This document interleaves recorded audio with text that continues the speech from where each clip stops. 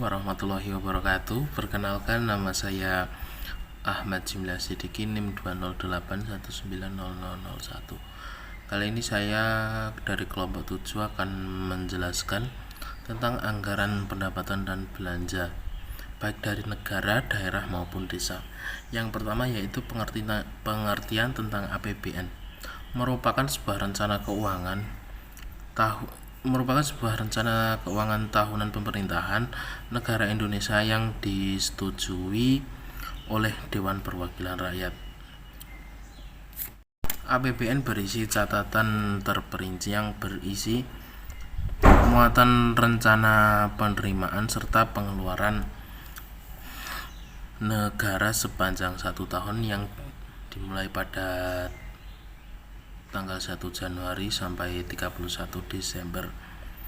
APBN merupakan instrumen guna mengendalikan pengeluaran dan pemasukan negara dalam rangka membiayai pelaksanaan aktivitas pemerintahan dan pembangunan, menggapai perkembangan ekonomi tingkatan pemasukan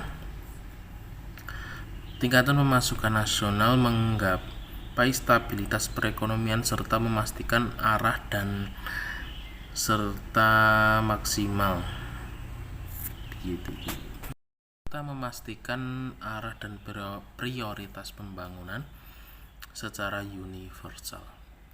Selanjutnya yaitu anggaran pendapatan dan belanja daerah. APBD ialah suatu rencana keuangan tahunan pemerintahan daerah di Indonesia yang disetujui oleh Dewan Perwakilan Rakyat Daerah. APBD ditetapkan peraturan daerah pada tahun anggaran. APBD meliputi masa 1 tahun mulai dari tanggal 1 Januari sampai dengan 31 Desember. Yang selanjutnya yaitu tentang APBDes atau anggaran pendapatan belanja desa, yaitu pertanggungjawaban dan pemegang manajemen desa buat membagikan data tentang seluruh kegiatan serta aktivitas desa kepada warga dan pemerintah atas pengelolaan dana desa serta penerapan berbentuk rencana-rencana program yang dibiayai dengan uang desa. Dalam APBDes berisi pendapatan belanja dan pembiayaan desa. Konsep APBN seperti dana bagi hasil, dana alokasi universal, dan dana alokasi khusus. Lalu konsep APBD, penerapan prioritas kegiatan dan penghitungan beban kerja. Yang kedua, penetapan secara jelas tujuan dan dasaran. Lalu konsep APBDes, prinsip tata kelola, yaitu merupakan akuntabel dan partisipatif serta dilakukan dengan tertib dan disiplin anggaran. Mungkin itu tadi sedikit yang dapat saya sampaikan. Selanjutnya akan dilanjutkan oleh rekan saya. Terima kasih. 190019. Di sini saya akan menjelaskan tentang fungsi dan tujuan APBN, APBD, dan juga APBDes. Yang pertama, fungsi dan tujuan APBN dan juga APBD. Tujuan dan fungsi APBN dan juga APBD adalah: fungsi yang pertama, fungsi alokasi. Di dalam APBN dan juga APBD dijelaskan bahwa sumber pendapatan dan perindustriannya. Pendapatan yang paling besar dari pemerintah berasal dari pajak. Yang kedua adalah fungsi distribusi.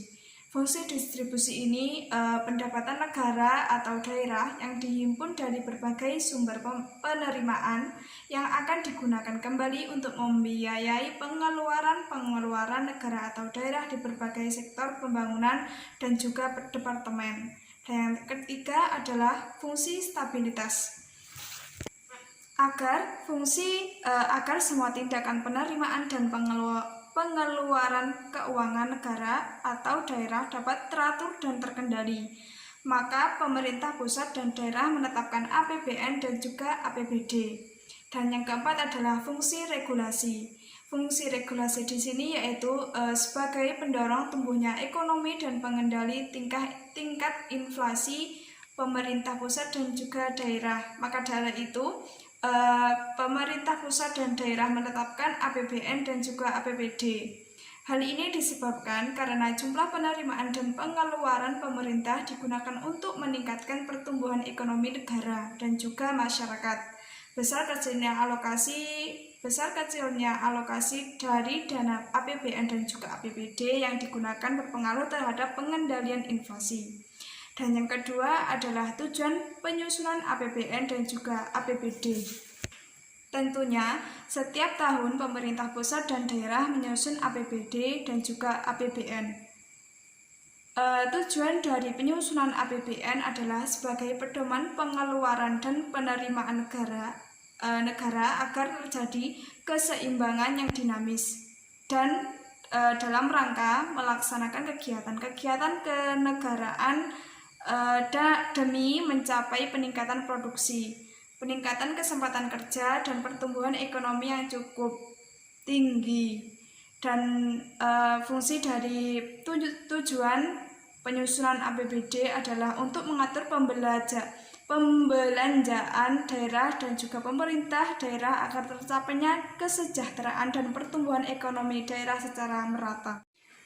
Di sini saya juga akan menjelaskan tentang fungsi APBDes. Fungsi APBDes yang pertama adalah berfungsi sebagai alat perencanaan dalam pembangunan desa.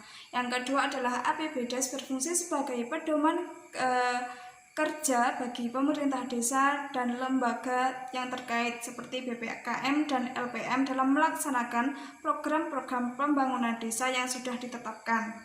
Dan yang ketiga adalah APBDes berfungsi sebagai pengawasan dan juga pelaksanaan pembangunan baik oleh bupati atau camat dan juga PPD maupun oleh masyarakat desa.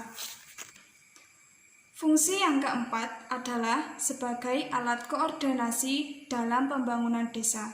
Ada juga tujuan penyusunan APBDes. Yang pertama adalah APBDes sebagai panduan bagi pemerintah dalam menentukan strategi operasional kegiatan berdasarkan kebutuhan dan ketersediaan dana pendukung.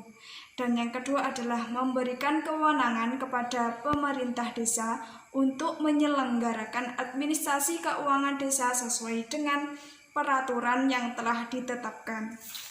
Dan yang ketiga adalah memberikan arahan terhadap penyelenggaraan pemerintah desa sekaligus sebagai sarana untuk melakukan pengawasan terhadap seluruh kegiatan pemerintahan desa. Yang kedua, saya akan menjelaskan tentang realisasi APBDN pada tahun 2019. Yang pertama adalah tren nilai tukar rupiah, dan yang kedua adalah pembangunan sektor pariwisata, dan yang ketiga adalah realisasi penerimaan negara bukan pajak atau PNBP, dan yang keempat adalah realisasi belanja negara, dan yang kelima adalah realisasi belanja subsidi. Yang keenam adalah realisasi transfer ke daerah dan daerah desa. Adapun realisasi nyata APBDN pada tahun 2020.